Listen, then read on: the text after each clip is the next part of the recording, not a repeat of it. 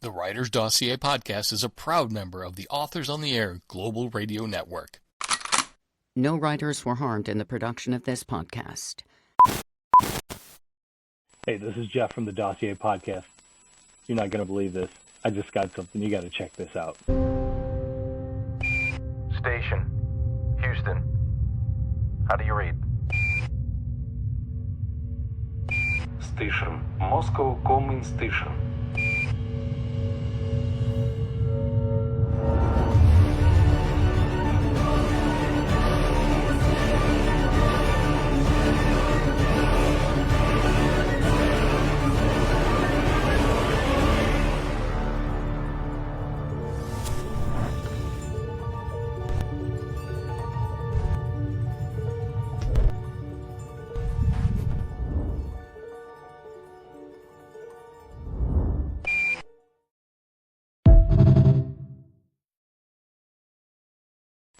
That is a badass trailer.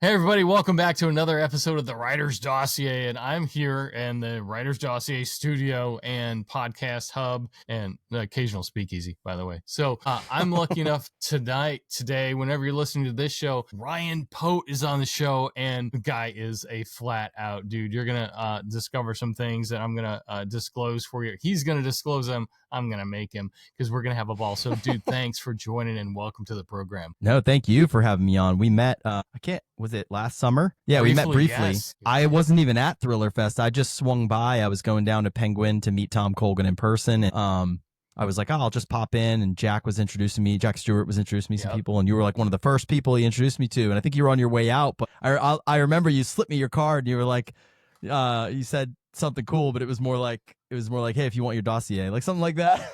Yeah, totally. Because here's the thing, if you're hanging out with the Jack Stewart, yeah, I'm going to be all over that, because Jack's a great guy. And if he's hanging out with you, man, we've had Jack on the show, and we've had a couple of his dossiers. I think we put one out with all of his Battleborn series. So hats off to Jack Stewart. Good call on jumping into Thriller Fest. I'm glad you got to meet Tom. He's a wacky dude. Yeah, he's fun. Tom Colgan's dossier too. It's at the writersdossier.com on some information. Oh, that's right. Some inside information on him. Check it out. That's right. Well, we keep things short here on the program because we respect your time. You're a dude, and you got things you got going on. And everyone out there listening, hop in the car or wherever you are, get this episode done, get some good stuff from Ryan Pote, and then you can go on the rest of your day. So, brother, you've described your current job as part NTSB accident investigator meets IRS auditor meets program manager. Yeah. Now, you do this for oversight and execution of experimental test flight and ground operations, test pilot training, and then audit the defense contractors for breaches of contracts. So my question is, when people see you coming, do they just run? Yeah, I have zero friends in this job. And I think I think a lot of people who work in government hear kind of what I say there, and it's hard to describe my job because it's a very niche job. There's only 6 of us in the Navy, and I kind of fell into it. But yeah, I got no friends in the government, and I got no friends in the contractor side. Everybody wants to be your friend until you don't play ball. Like, so our job is unique in that I am personally financially responsible for anything that I authorize outside of the bounds of the contract. So like when it comes to playing by the rules, I'm as black and white as it comes, because I'm not risking my house for someone who just wants to, wine and dine you and get it done over a beer. Like that was like in the military. This is like something different. So like, nobody's my friend. I love it. Right there's our clip, man. Yeah, I got no friends. I get it, man. I did some military contracting for about a decade and lived overseas in a bunch of different countries. And everyone's your friend until the contracting officer comes around and says, hey, we need to revise this CLIN here, and you're no longer going to sit there. You're going to sit out in this crappy little bungalow somewhere off post. Yeah. Military sometimes contract. it's even worse than that. It's like I'll walk through a space and I'll be like, hey, your guys aren't wearing hard hats and they're above 11 feet. And it's kind of like, in the military, it would have just been like I saw it take, whatever, and turn a blind eye. But like once I see it, I am like legally bound. Like, you got to put your hard hats on, get everybody down, stop work. So when I walk through, it's like a show is put on, Right. Ryan shows up at your writer event, folks. Do what he says. It's just, hey man, you spent over a decade as a Navy helicopter pilot doing search and rescue, special operations.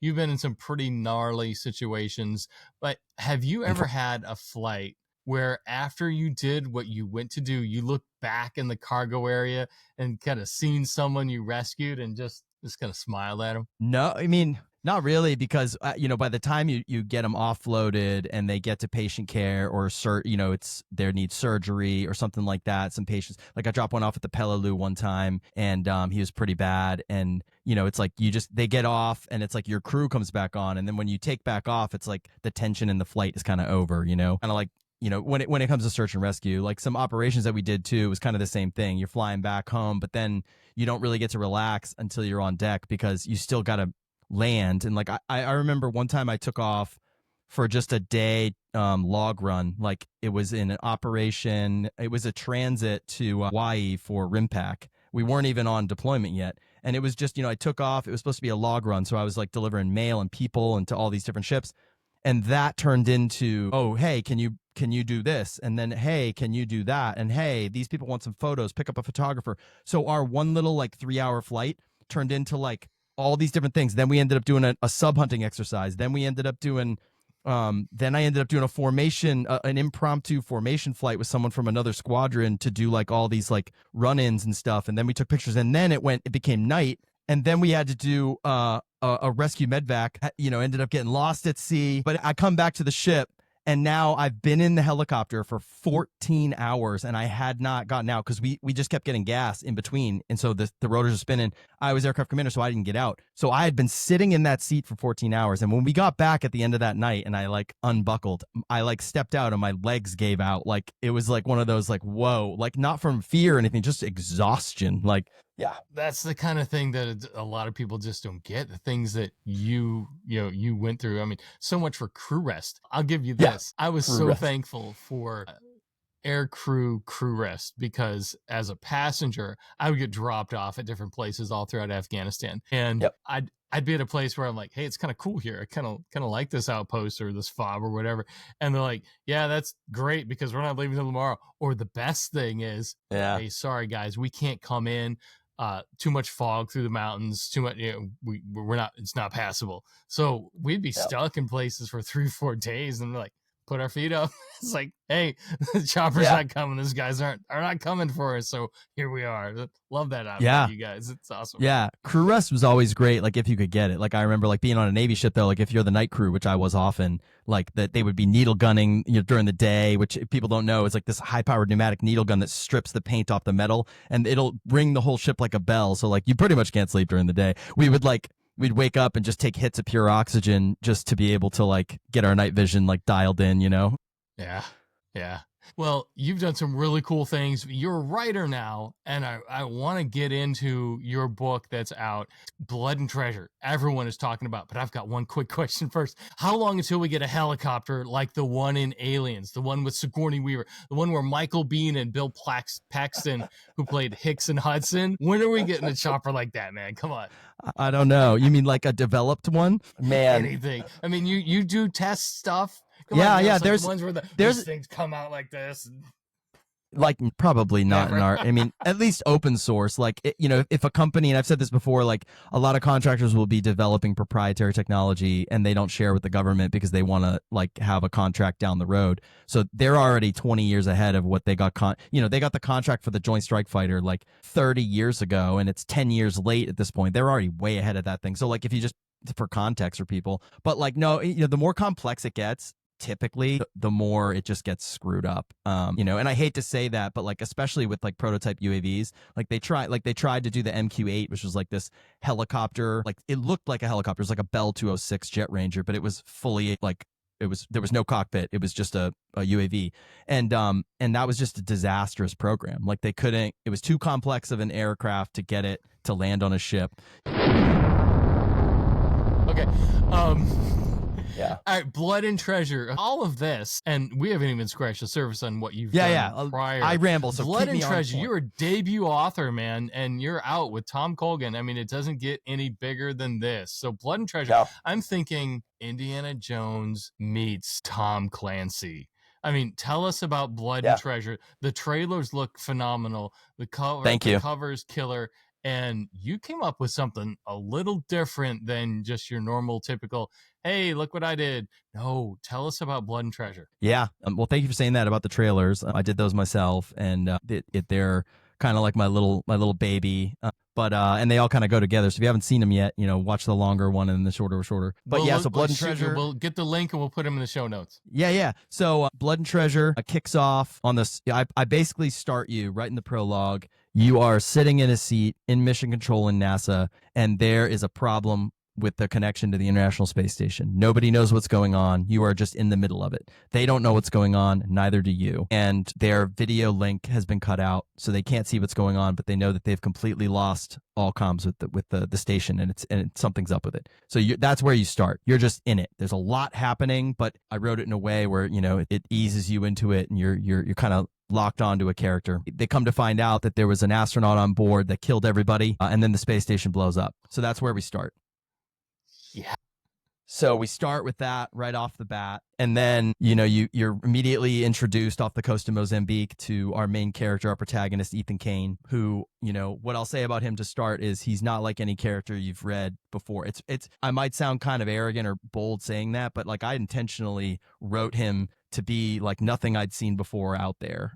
So I think people are going to be pleased that there's something fresh in the genre or, in the multiple genres that are in this. But you start with him. He's a veteran. One thing you're going to know within the first paragraph of reading that is he is completely scarred from his neck to his feet. He has horrific burn scars, and you'll learn kind of through the course of the novel how he is that way, and it kind of explains a little bit about his personality. But he owns a company that does like surveys for gas pipelines and all that kind of stuff. But because he has access to all this kind of like high-tech equipment like UAVs and drones and LiDAR and stuff like that, he gets hired by other people to find some stuff. So he's currently trying to locate something, and you're right in the middle of it. So you don't start like trying to find this thing. He's already found it. You're kind of there with it.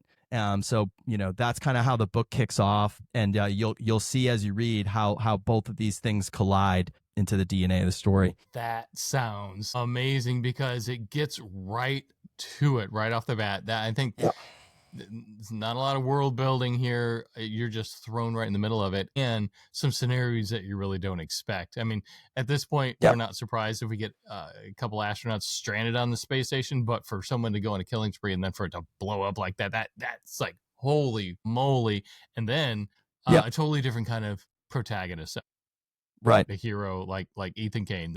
That's cool. And if you read the flap copy of the book, so I just gave you like a tee up, but then what happens is while he's recovering this, you learn that there are some people that are after it is whatever he's getting as well. And then what ends up happening is the Soyuz has a parachute malfunction, crashes into the ocean, almost takes them out on the boat, and he ends up coming aboard and has to rescue this lone individual that's on board. And the reader knows who it is from the prologue, but he doesn't know who it is. And then it just turns out that the people that are after him for what he's recovered are also after her. So it turns into a very interesting, mysterious web of how these two characters intertwine.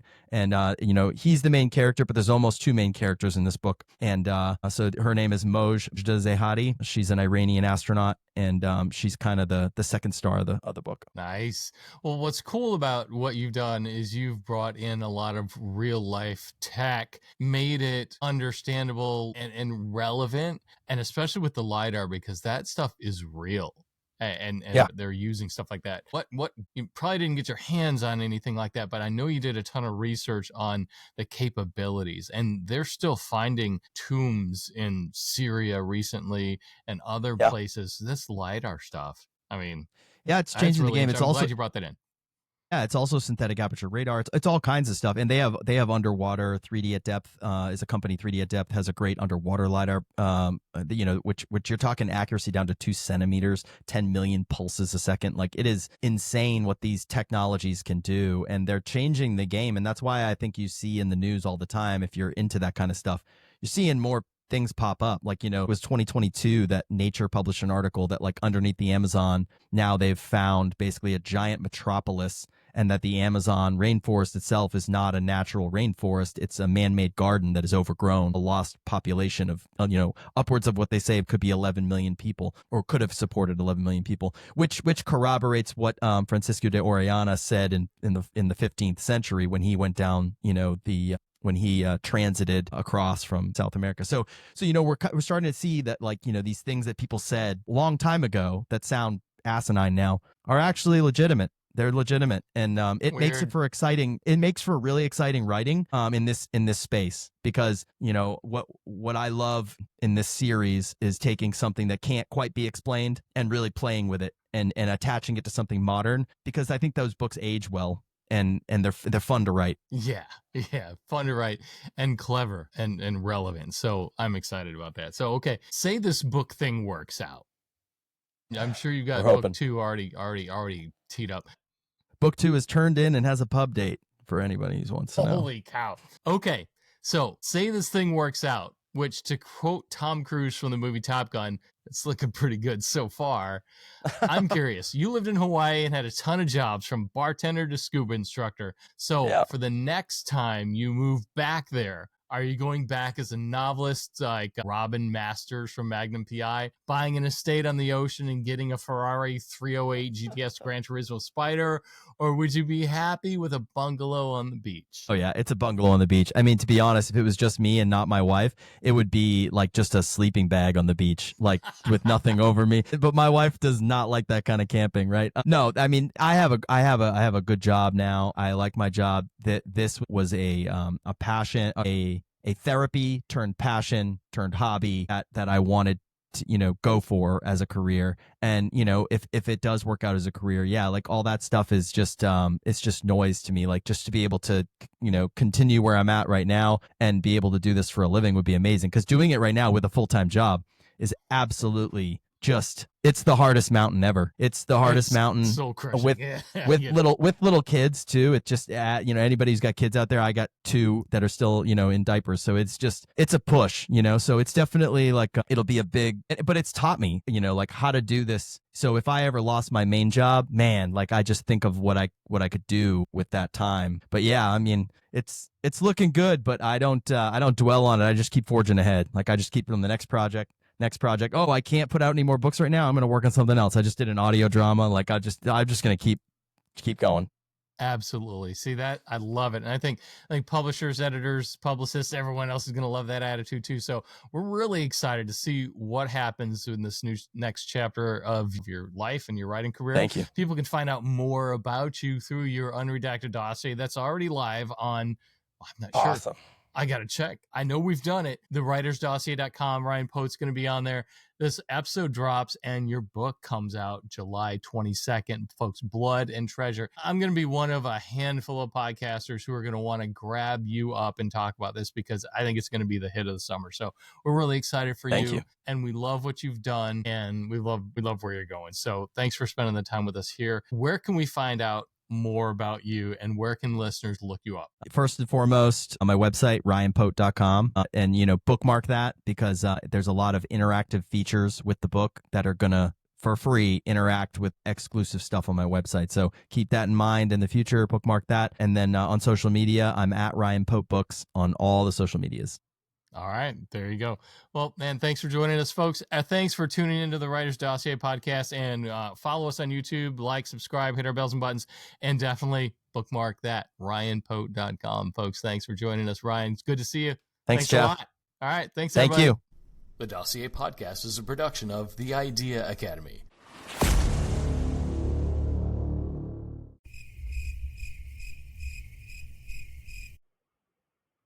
Hey, this is Jeff from the Dossier Podcast. You're not going to believe this. Check this out.